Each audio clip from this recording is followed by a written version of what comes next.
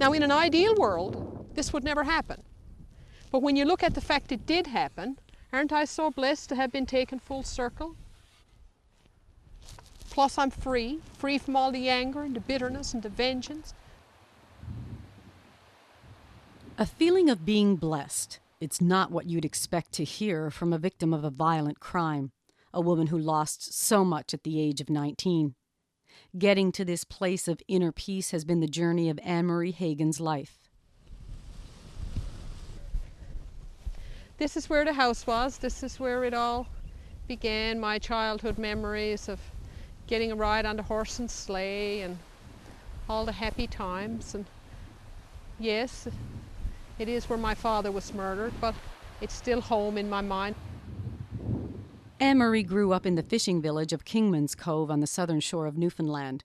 Hers was a happy childhood. She was fortunate to have a loving mother and a father whose world revolved around his family.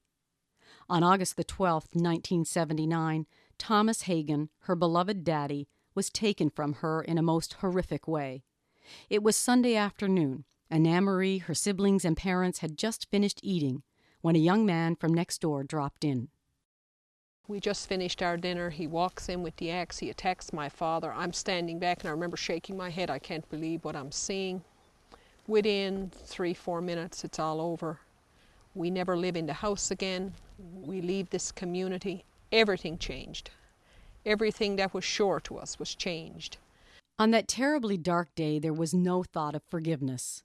Anne-Marie and her family had suffered an unspeakable loss. As time passed, she appeared to move forward. She went to nursing school, became a nurse, and got married. But inside, she saw the world from the perspective of a victim. From the perspective of a girl who witnessed the death of her father in the most violent way possible, and who had been attacked herself and escaped death. From that day forward, Anne-Marie was transformed from a sweet, innocent young woman into an unhappy, bitter person. I mean, I was just one nasty, out of control, ugly human being. That's quite a statement to make. It's true.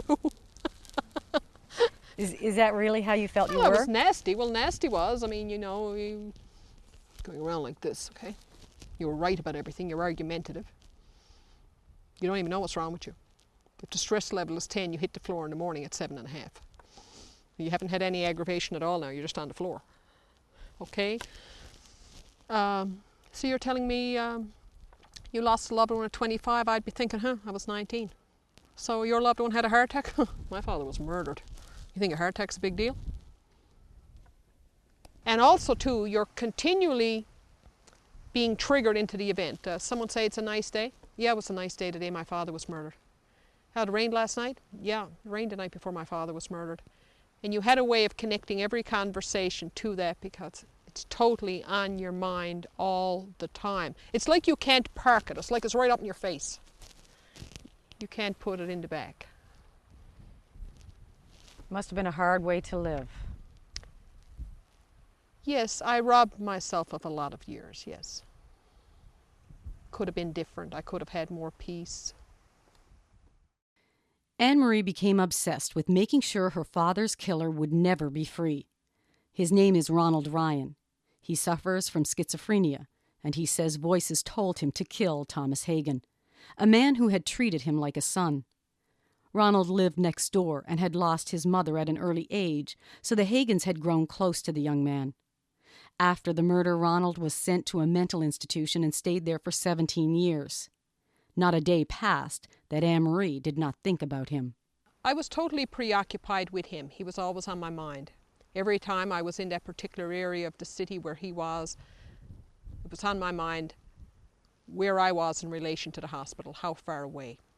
17 years after her father died, Anne-Marie got the call she'd been waiting for.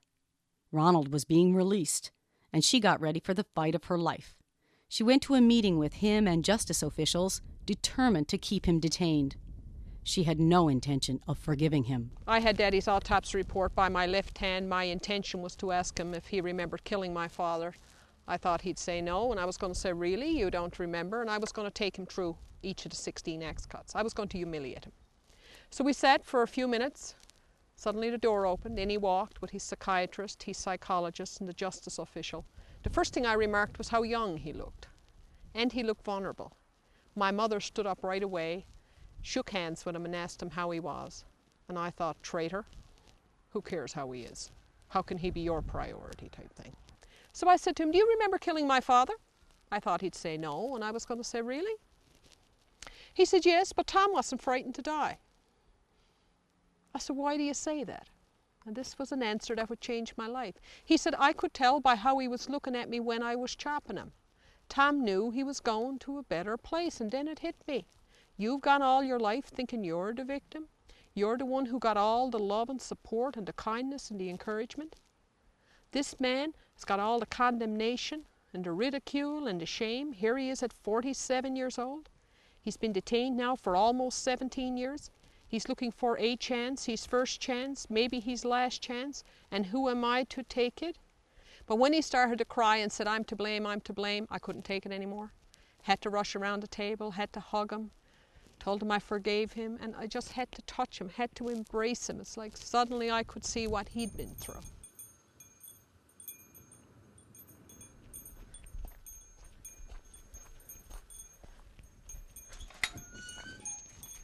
Anne-Marie says the irony is that in forgiving Ronald that day, she freed herself of the rage and bitterness she'd been carrying inside since the day her father died. She realized she had kept herself in a jail of her own making. The feelings of anger and first denial and anger and feelings of betrayal, fear are natural. But to recognize that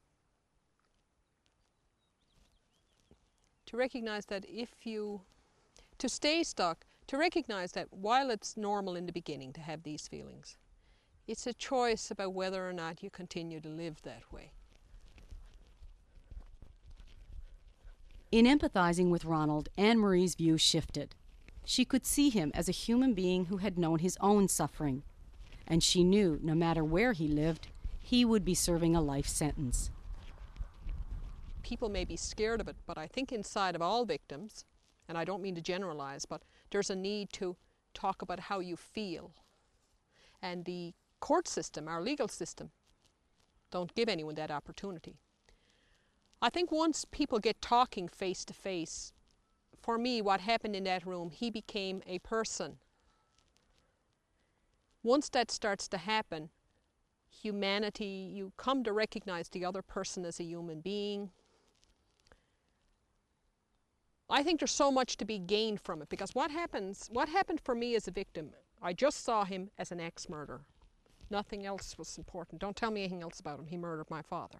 When I was put together with him face to face and started to hear more about his life, he became a person. When we see somebody as a human being, it's natural to want to move forward and to not persecute him.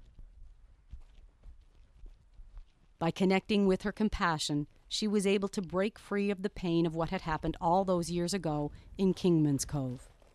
Now there was room in her heart and psyche for some peace. Still some weeds. And your flowers are all faded. We got to look after that in the next week or so. Now Anne-Marie comes to Kingman's Cove to reconnect with her beloved daddy, and she can remember all of the joy he brought to her life, instead of always feeling the pain of that violent day so many years ago. But it's not painful anymore. It's not angry and painful anymore. It's just part of my life, and I've made my peace with it.